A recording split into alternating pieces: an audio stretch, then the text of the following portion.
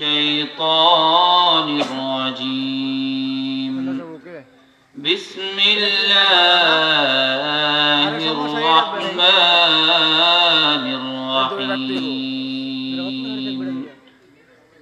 ومن كل شيء خلقنا زوجين لعلكم تذكرون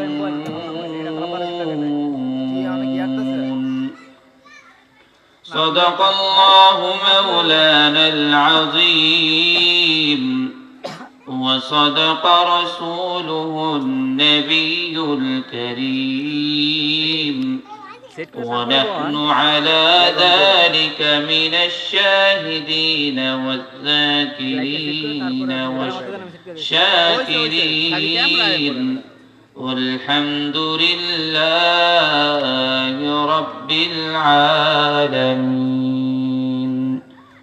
اللهم صل على محمد وعلى آل محمد كما صليت على إبراهيم وعلى آل إبراهيم إنك حميد مجيد اللهم بارك على محمد وعلى آل محمد كما باركت على إبراهيم وعلى آل إبراهيم إنك حميد مجيد سبحانك لا علم لنا إلا ما علمتنا إنك أنت العليم الحكيم سبحانك لا فهم لنا إلا ما فهمتنا إنك أنت الجواد الكريم أيها المختال في ثوب الأمل والمباهي بطراز في الحلل والمجاري في ميادين الخلاء قد دنت منك مرارات الأجل أنت في تيه العمى تبغي المنى والمنايا كشرت ناب الوجل كم ترجي في حياة ما صفات والقضاء في جفنها مد التول শহীদনগর চাঁদের আলো সমাজ কল্যাণ যুব সংঘের তত্ত্বাবধানে শহীদনগর বাইতুন নূর জামে মসজিদের উদ্যোগে 10ম বার্ষিকী ইসলামী মহাসম্মেলনের সম্মানিত সভাপতি ও আজকের প্রধান বক্তা হযরত মাওলানা মুফতি আব্দুর রহমান বেতাকি সাহেব আরো উলামায়ে কেরাম উপস্থিত আছেন আল্লাহ পাক রব্বুল আলামিনের দরবারে অসংখ্য অগণিত শুকরিয়া যে মহান রব্বুল আলামিন আমাদেরকে অত্যন্ত দয়া করে মায়া করে ভালোবেসে দ্বীনের পরিবেশে আসার বসার সুযোগ করে দিয়েছেন এই জন্য একবার কালিমাতু শুকর আদায় করি আলহামদুলিল্লাহ লক্ষ কোটি দুরূদ ও সালাম বিশ্ব মানবতার কান্ডারি সাইয়্যিদুল মুরসালিন মুহাম্মদুর রাসূলুল্লাহ সাল্লাল্লাহু আলাইহি ওয়াসাল্লামের উপর আমি আপনাদের সামনে কালামুল্লাহ শরীফ থেকে একটি আয়াত পাঠ করেছি এই আয়াতকে সামনে রেখে কিছু আলোচনা করব আল্লাহ পাক রব্বুল আলামিন আমার জবান থেকে এমন কিছু কথা বের করে দেন যারা শ্রবণ করতেছেন শুনতেছেন আল্লাহ পাক রব্বুল আলামিন যেন তাদেরকে উপকারী করেন যিনি বলতেছেন তাকেও যেন উপকারী করেন সকলে বলেন আমিন আল্লাহ পাক রব্বুল আলামিন কোরআনের ভিতরে বলেন ومن كل شيء خلقنا زوجين لعلكم تذكرون আল্লাহ বলেন আমি প্রত্যেকটা জিনিসকে জোড়ায় জোড়ায় বানাইছি কেন বানাইছি আল্লাহ উত্তর দিয়েছেন লাআল্লাকুম তাযাক্কারুন যাতে করে তোমরা উপদেশ গ্রহণ করতে পারো আল্লাহ পৃথিবীতে যা সৃষ্টি করেছেন সব জোড়ায় জোড়ায় যেরকম নারী পুরুষ স্বামী স্ত্রী জোড়ায় জোড়া বানাইছে আল্লাহ নিজে বলতেছেন ওয়া খালাকনাকুম আজওয়াজা, নারী পুরুষ স্বামী স্ত্রী জোড়া জোড়া বানাইছে। এরপরে আল্লাহ পাক রব্বুল আলামিন আকাশ জমিনকে জোড়ায় জোড়ায় বানাইছে। আকাশ পানি দেয়, জমিন তা চুষে নেয়, এরপরে জমিন উদ্ভিদ পণ্য ফসলাদি সে বের করে। যদি আকাশ পানি না দেয় তাহলে জমিন উদ্ভিদ ফসলাদি দিতে পারবে না। এই জন্য আল্লাহ আকাশ এবং জমিনকে জোড়ায় জোড়ায় বানাইছে। তাহলে আকাশ পানি দিবে, জমিন তা পানি গ্রহণ করবে, এরপরে ফসলাদি হবে।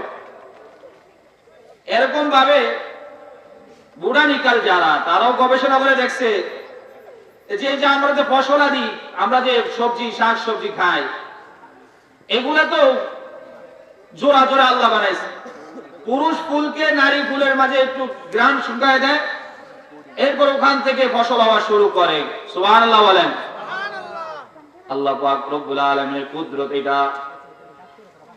এই জন্যই আল্লাহ পাক রব্বুল আলামিন বলেন ومن كل شيء خلقنا زوجين لعلكم تذكرون। আমি দুনিয়াতে যত কিছু সৃষ্টি করেছি, দুনিয়াতে যত জিনিস আমি তৈরি করেছি, সবগুলো আমি আল্লাহ জোড়ায় জোড়ায় তৈরি করেছি, সৃষ্টি করেছি, যাতে করে তোমরা উপদেশ গ্রহণ করতে পারো। আল্লাহ পাক রব্বুল আলামিন সংখ্যার ক্ষেত্রে জোড়া বানাইছে, যে জিরোর সাথে এক মিলালে একটা সংখ্যা হয়। এরকম ভাবে আল্লাহ পাক রব্বুল আলামিন আমাদের দেহকে একটা জোড়া বানাইছে। দেহ একটা আর রূহ একটা, দেহ এবং রূহ মিলে এই দুই জোড়া মিলে একটা শরীর হয়। একটা দেহ আর রূহ, এই দুটাকে জোড়ায় জোড়ায় বানাইছে। দেহ একটা, রূহ একটা। আমার আজকের বয়ানের উদ্দেশ্য ছিল দেহ, এই শরীর আর রূহ। আমরা এই দেহটা হলো নকল আর রূহটা হলো আসল। কিন্তু আমরা এই নকলের ভিতরে পড়ে আছি। এই নকলকে কিভাবে আমরা সাজাইতে পারি, সুস্থ রাখতে পারি, এই নিয়ে আমরা পেরেশান।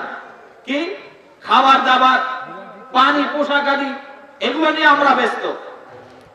কিভাবে শরীরকে খাবার দিলে আমার শরীর সুস্থ থাকবে, কিভাবে আমার শরীরে পানি দিলে শরীর তরতাজা থাকবে, কিরকম সুন্দর জামা পরিধান করলে আমাকে সুন্দর লাগবে, স্মার্ট লাগবে, এই পেরেশানিতে আমরা 24 ঘন্টা ব্যস্ত থাকি, মশগুল থাকি। কিন্তু নকলের পূজা, নকলের জন্য আমরা 24 ঘন্টা দৌড়াইতেছি। এই যে আমাদের রূহ, এই আসল জিনিসকে সংশোধন করার জন্য, এই আসল চিকিৎসা করার জন্য কখনো আমরা চিন্তা করি নাই। যদি কোনো ব্যক্তি তার রূহকে ঠিক না করে, কখনো তার আমলের ভিতরে স্বাদ পাবে না, কখনো তার কোরআন তেলাওয়াতের ভিতরে স্বাদ পাবে না, তাহাজ্জুদের ভিতরে স্বাদ পাবে না। আসল জিনিসের যে কদর করবে না, নকল জিনিস দিয়ে সে কখনো দুনিয়া তো পার পাবে না, আখিরাত তো পার পাবে না। কথা বলেন ঠিক কিনা? কখনোই পার পাবে না। শরীর তো নকল, শরীরের কোনো দাম নাই, মরবে মাটি সব পচাই দিলে। দাম হলো রূহটা। এই রূহ যদি কারো সুস্থ থাকে, বলে এই রূহ যদি কারো সুস্থ থাকে, সে দুনিয়া তো সফল, আখিরাত তো সফল। মরতে দেরি তো আল্লাহ জান্নাত দিতে দেরি হবে না। জোরে বলেন সুবহানাল্লাহ। মরতে দেরি, জান্নাত দিতে দেরি হবে না। এই জন্য আগের জমানার লোকেরা শরীরের চেয়ে রূহের চিকিৎসা বেশি করছেন। রূহের চিকিৎসা তারা করছেন, শরীরের চিকিৎসা তারা করে নাই। তারা কোরআন তেলাওয়াত করছে, কোরআন তেলাওয়াতে মজা পাইছে। আর আজকে আমরা কোরআন তেলাওয়াত করি, মজা লাগে না। ইমাম সাহেব যদি নামাজের ভিতরে কোরআন তেলাওয়াত লম্বা করে, মুসল্লি বলে এত লম্বা কেন কেরাত পড়লো? ওই যে নামাজে দাঁড়াইছে, রূহ তো ঠিক নাই, কোরআন তেলাওয়াত তার আর মজা লাগে না। অথচ আগের জমানার মানুষের কাছে যখন কোরআন তেলাওয়াত করা হইতো, তাদের ঈমান বাড়তো, কোরআন তেলাওয়াত শুনতেই চাইতো। আল্লাহ পাক রব্বুল আলামিন বলেন ওয়া ইযা তুলিয়াত আলাইহিম আয়াতুহু যাদাতুহুম ঈমানা। যখনই তাদের নিকট আমার কোরআন তেলাওয়াত করা হয়, তাদের ঈমান বৃদ্ধি পেতে থাকে। জোরে বলেন সুবহানাল্লাহ। ওই ফাতিমা রাদিয়াল্লাহু তাআলা আনহু বড় চমৎকার ঘটনা। এ দুনিয়ার মা বোনেরা, ফাতেমা রাদিয়াল্লাহু তাআলা এর ঘটনা শুনেন, কি চমৎকার ঘটনা। এশারের নামাজ পড়ে 2 রাকাত নফলের জন্য দাঁড়াইছে। কয় রাকাত? জোরে বলেন, কয় রাকাত? 2 রাকাত নফল নামাজের জন্য দাঁড়াইছে। নামাজে দাঁড়ায়া কোরআন তেলাওয়াত শুরু করছে। কোরআন তেলাওয়াত এত মজা লাগতেছে। কোরআন তেলাওয়াত করতে করতে 2 রাকাত নামাজ শেষ করে দেখে ফজরের আযান হয়ে গেছে। আল্লাহু আকবার। এবার হযরত ফাতেমা রাদিয়াল্লাহু তাআলা নামাজ শেষ করে আল্লাহর কাছে হাত উঠায় বলে, মালিক, এত ছোট করে রাত্রি বানাইলেন, 2 রাকাত নামাজ পড়তে পড়তে এই পুরা রাত্রি শেষ হয়ে গেছে। 2 রাকাত নামাজ পড়তে কি হয়েছে? রাত্রি শেষ হয়ে গেছে। রূহ ঠিক বানাইছে, কোরআন তেলাওয়াত মজা লাগে, নামাজও মজা লাগে। এই জন্য রূহকে সংশোধন করতে হবে, সুস্থ রাখতে হবে। রূহের উপর যদি মেহনত চালানো হয় তাহলে এই রূহের দ্বারা ইবাদত মজা লাগবে। ওই যে ইবাদত যখন মজা লাগবে তখন বান্দার চোখের পানি দ্বারা আল্লাহর মানচিত্র পরিবর্তন হয়ে যাবে। জোরে বলেন সুবহানাল্লাহ। ওই যে সালাউদ্দিন আইয়ুবী রাহমাতুল্লাহি আলাইহি, বড় আল্লাহওয়ালা, বড় বুজুর্গ, খ্রিস্টানদের সাথে যুদ্ধ লেগে গেছে। পুরুষ বাহিনী, পুরুষ যুদ্ধ। খ্রিস্টানরা নদী পথে বিশাল জাহাজ বহর করে সৈন্য বাহিনী পাঠায়া দিচ্ছে। সালাউদ্দিন আইয়ুবী রাহমাতুল্লাহ আলাইহির কাছে খবর করছে, সালাউদ্দিন আইয়ুবী, ওই যে খ্রিস্টানরা সৈন্য বাহিনী পাঠায় দিছে, এই তো মুসলমানদের পরাজয় হওয়া ছাড়া আর কোনো উপায় নাই। সালাউদ্দিন আইয়ুবী রাহমাতুল্লাহ আলাইহি একটু ভয় করে নাই, বিচলিত হয় নাই। সালাউদ্দিন আইয়ুবী রাহমাতুল্লাহি আলাইহি সোজা রাত্রিকালে বাইতুল মুকাদ্দাসে গিয়া আল্লাহর দরবারে, কুদরতি দরবারে দাঁড়ায় গেছে। জোরে বলেন সুবহানাল্লাহ।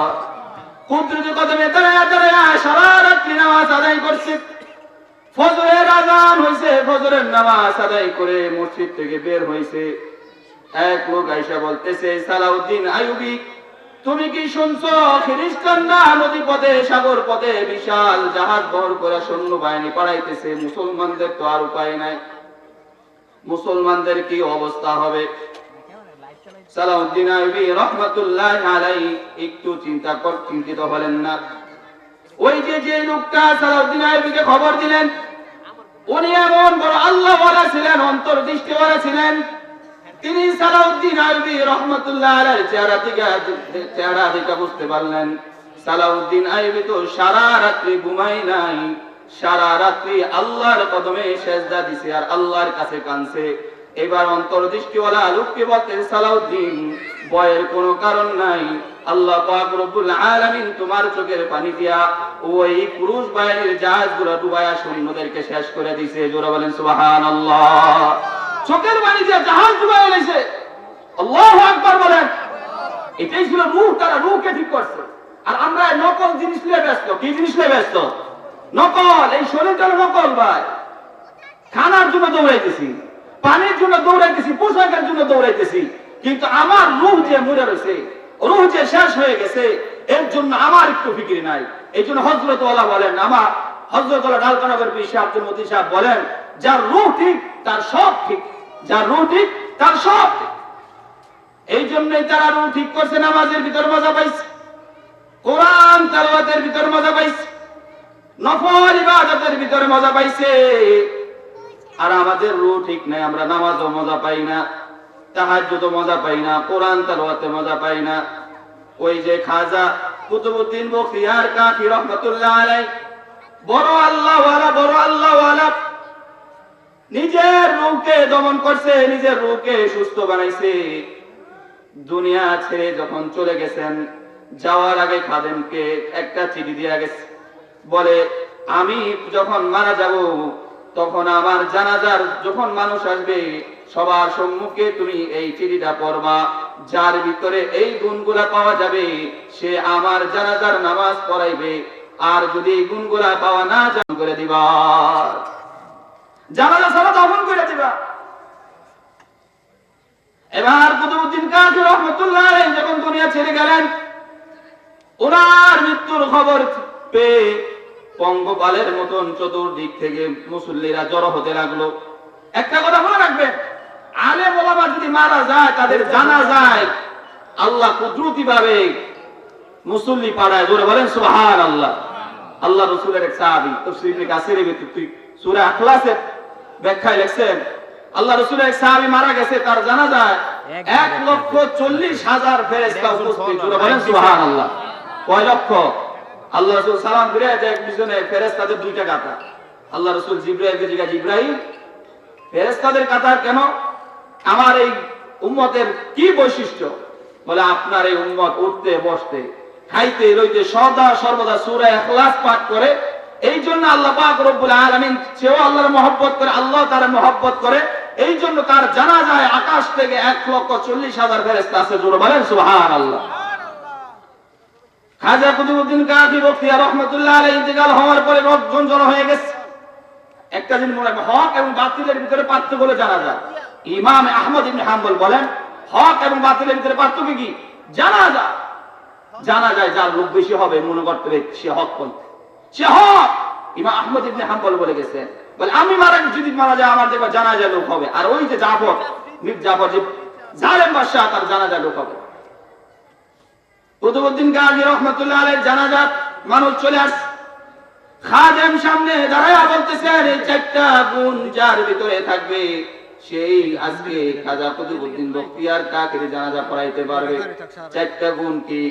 1 নাম্বার গুণ হলো, যে জীবনে তাকবীর উলা ছাড়ে নাই, সুবহানাল্লাহ বলেন। তাকবীর উলা যে কখনো ছাড়ে নাই। 2 নাম্বার গুণ হলো, যে কখনো পর নারীর দিকে কুদৃষ্টি দেয় নাই। যার কুদৃষ্টি দেওয়ার অভ্যাস আছে, তার আমল কখনোই মজা লাগবে না, কখনোই মজা লাগবে না।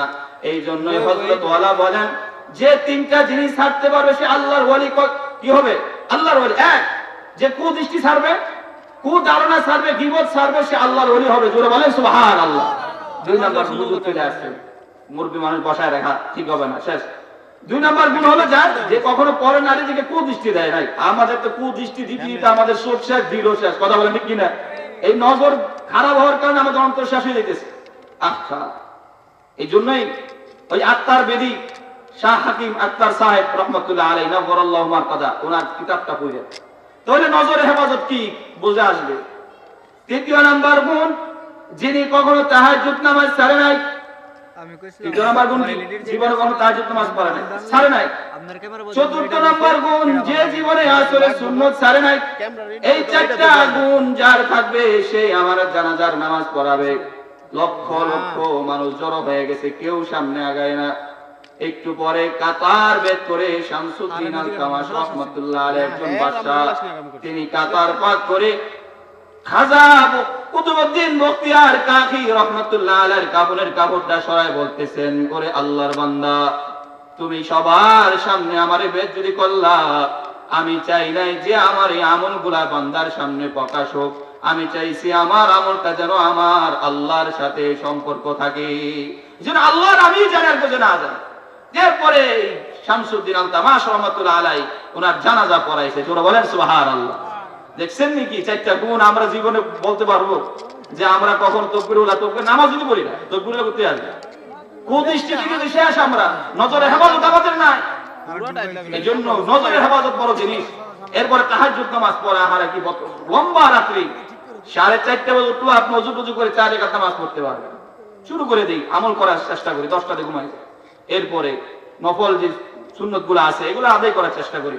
আল্লাহ পাক রব্বুল আলামিন আমাদের সবাইকে এই নকল শরীরের তুলনায়, নকল জিনিসের তুলনায় আসল জিনিস রূহকে সুস্থ রাখা, সংশোধন করার তৌফিক দান করেন। আমিন।